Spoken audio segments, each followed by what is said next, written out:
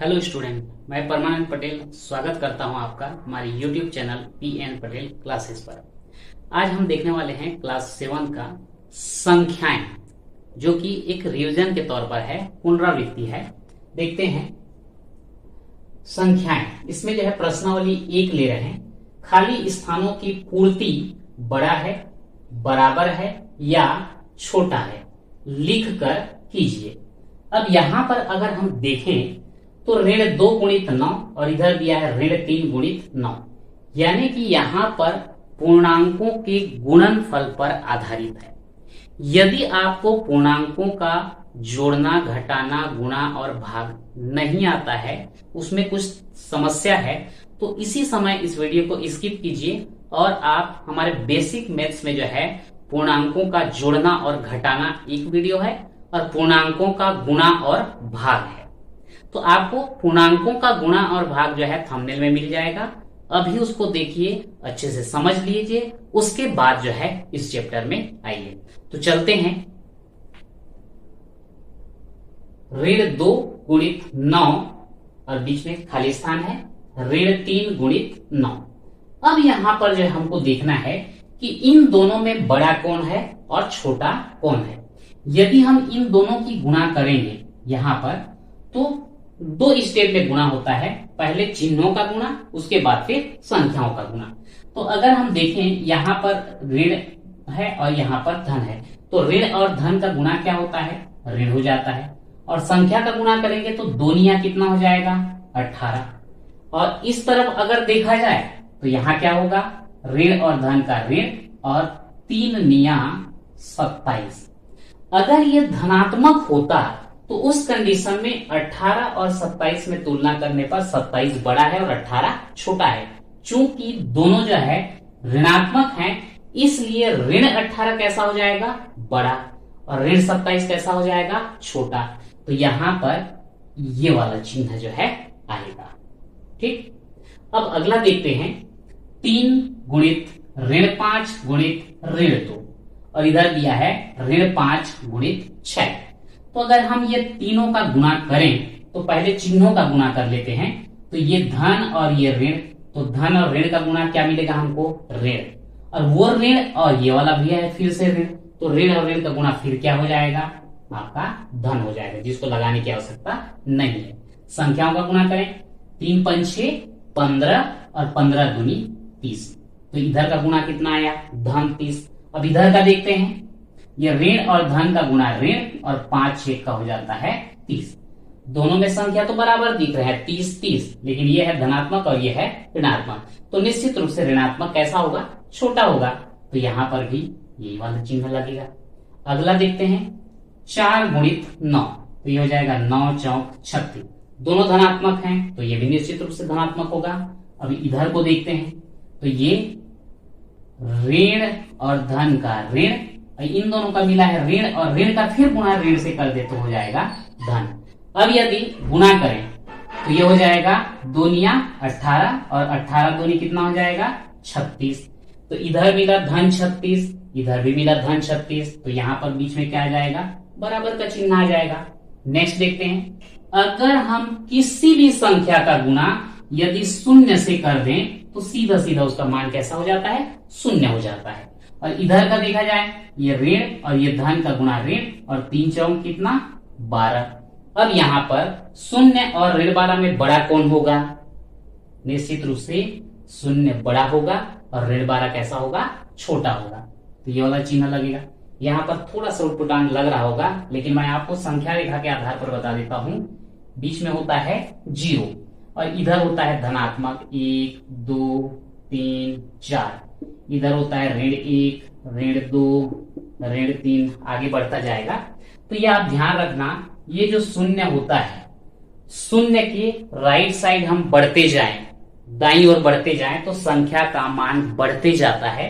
और यदि 0 से इस तरफ आए, लेफ्ट साइड में आए, बाईं ओर आए, तो संख्या का मान जो है कम होते जाता है। सीधा सीधा हम बोल सकते हैं कि संख्या रेखा में अगर आप 2 संख्याओं को चुन लेते हैं तो उनमें से जो संख्या लेफ्ट हैंड साइड में रहेगा वो छोटा और राइट हैंड साइड होगा वो बड़ा। एग्जांपल लेते हैं, जैसे यहां पर जो है 0 और 3 की बात करें तो निश्चित रूप से 0 जो है लेफ्ट साइड है और 3 जो है राइट साइड है, तो इन दोनों में बड़ा कौन होगा? 3, क्योंकि वो राइट साइड आ रहा है। ऐसे ही अगर हम ऋण 2 और धन 2 की बात करें, तो ऋण 2 और धन 2 में लेफ्ट साइड कौन है? ऋण 2 है, तो ये छोटा होगा, और राइट साइड क्या है? धन 2, तो ये कैसा हो जाएगा? बड़ा। सेम जो है अभी हम लोग जो क्वेश्चन देखे उसमें है 0 और इधर जो है ऋण 12, तो ऋण 12 किधर आ रहा है? लेफ्ट साइड, इसलिए वो कैसा होगा? छोटा होगा, इसीलिए हम यहां पर जो है छोटा ऋण 12 साइड छोटा वाला चिन्ह लगाए हैं। ठीक, अब अगला क्वेश्चन देखते हैं, इनका गुणा किया जाए। ऋण और ऋण का गुणा धन, और धन का फिर धन से गुणा होगा तो धन। 5 सिक्का 30 और 30 दूनी हो जाता है 60, और यहां पर देखा जाए तो ये ऋण और धन का ऋण, और वो ऋण का इस ऋण से फिर गुणा कर दिया जाए तो क्या मिलेगा? धन मिलेगा। 8 पंचे 40, और 40 दूनी कितना हो जाएगा? 80, तो इधर आया धन 60, इधर आया धन 80। निश्चित रूप से धन 80 बड़ा है, तो ये चिन्ह लग जाएगा। तो इस प्रकार से जो है हम आसानी से जो है बता सकते हैं कि कौन सा छोटा है और कौन सा बड़ा है, लेकिन उससे पहले आपको पूर्णांकों का गुणा जो है आना चाहिए। और यदि पूर्णांकों का गुणा नहीं आता तो आप बेसिक मैथ्स के अंतर्गत उसको देख करके पहले क्लियर कीजिए। अब अगला प्रश्न देखते हैं, गुणनफल ज्ञात कीजिए।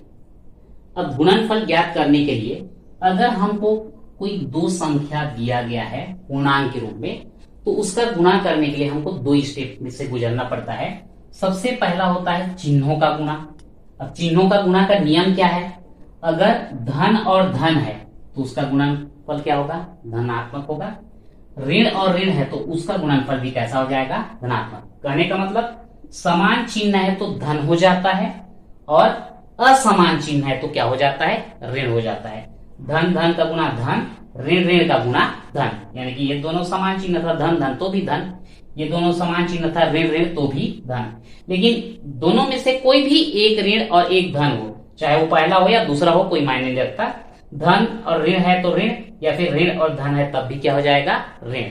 और दूसरा स्टेप होता है संख्याओं का गुणा। संख्याओं का गुणा करने के लिए आपको पहाड़ा याद होना चाहिए, सीधी सी बात है। देखते हैं, तो यहां पर 3 ये दिया गया है संख्या, ऋण 8 गुणित 5 गुणित 4। तो हम एक काम करेंगे, एक एक स्टेप करके आगे बढ़ेंगे। जैसे पहले इन दोनों का हम गुणा कर देंगे, ऋण 8 गुणित 5 का। तो ऋण 8 और 5 का गुणा यदि आप करोगे तो सबसे पहले इनके चिन्हों का गुणा करना होगा। 8 ऋणात्मक है, 5 धनात्मक है, तो एक ऋण और एक धन है तो गुणनफल क्या आ जाएगा? ऋण आ जाएगा। फिर 8 और 5 का गुणा करेंगे तो 8 पंचे कितना होता है? 40। अब इन दोनों का तो गुणा हो गया, संख्या का भी चिन्ह का भी, बच गया क्या? 4, तो गुणित 4।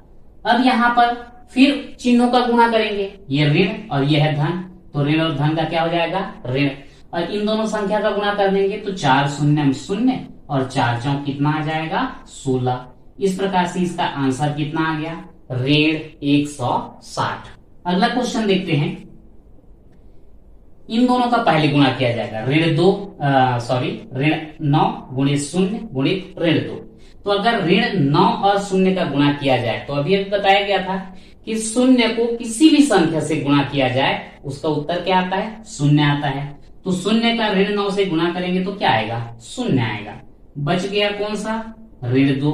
अब 0 का फिर ऋण 2 से गुणा करेंगे तो फिर भी क्या आने वाला है? 0 ही आने वाला है। अगले क्वेश्चन में चलते हैं, ऋण 8 गुणित ऋण 12 गुणित ऋण 30।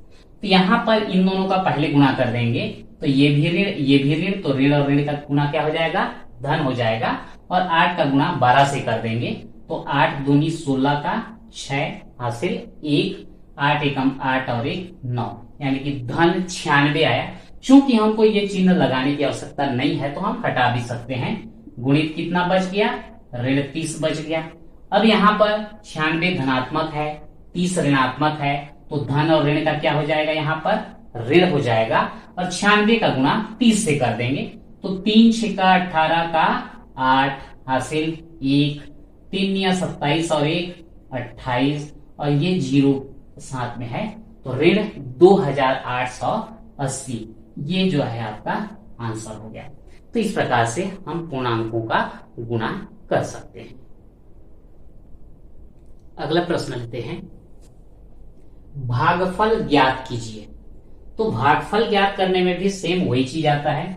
अगर हम दो संख्याओं का भाग लेना चाहते हैं तो सबसे पहले तो चिन्हों का भाग होगा, फिर दूसरा संख्याओं का भाग होगा।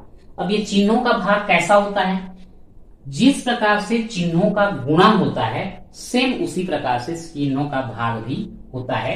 अगर धन धन है तो धन हो जाएगा, ऋण ऋण है तो धन हो जाएगा। मतलब समान चिन्ह होने पर भागफल क्या आएगा, धनात्मक आएगा।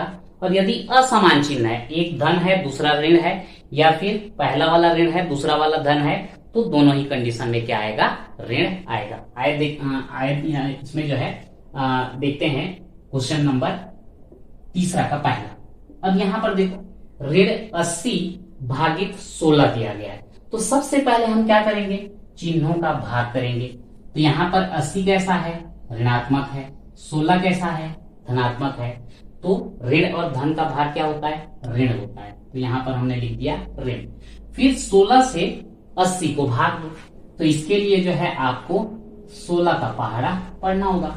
16 एकम 16, 16 दूनी 32, 16 तिया 48, 16 चौक 64 और 16 पंचे 80। तो ये 16 पंचे 80। तो इस प्रकार से भागफल कितना आएगा, 5। तो आंसर कितना है, ऋण 5। अगला क्वेश्चन देखते हैं, ऋण 24 भागित ऋण 8। यहां पर चिन्हों का पहले भाग करेंगे तो ऋण और ऋण का भाग हो जाएगा धन। 24 को भाग देंगे 8 से, 8 एकम 8, 8 दूनी 16, 8 तिया 24। तो धन 3, चूंकि धन को लगाने की आवश्यकता नहीं है तो ये क्या हो जाता है, 3। इसके बाद पहला वाला धनात्मक, दूसरा वाला ऋणात्मक। तो एक धन और एक ऋण में आएगा ऋण। 13 से भाग दो, 13 पंचे 65 और 13 शून्य 0।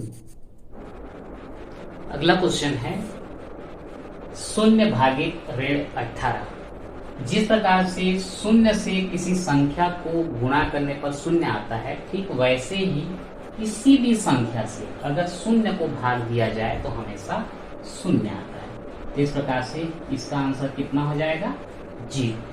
ठीक, तो आज की वीडियो में इतना ही। मिलते हैं नेक्स्ट वीडियो में।